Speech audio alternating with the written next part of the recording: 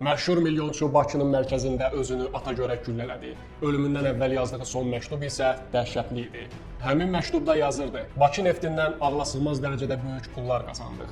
Həmin pullarla Bakını alınmaz bir qalaya çevirə bilərdik. Amma biz neynədik? Bu şəhəri əyləncə, qumar, kazino mərkəzinə çevirdik.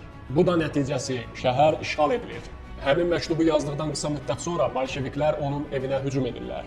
Bolşeviklərin evə atla girməsini özünə təhqir hesab edir və təslim olmur, silahlı müqavimət göstərir.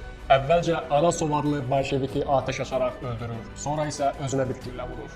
Bütün bu qanlı hadisələr 1920-ci ilin aprelində Bakının mərkəzində İçəri şəhər metrosunun yaxınlığındakı Səadət sarayında baş verir. İddia edilir ki, onun tutulmasını məhz Stalin sifariş vermişdi.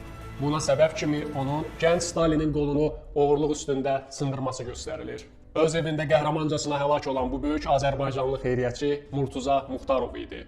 Ruhu şad olsun.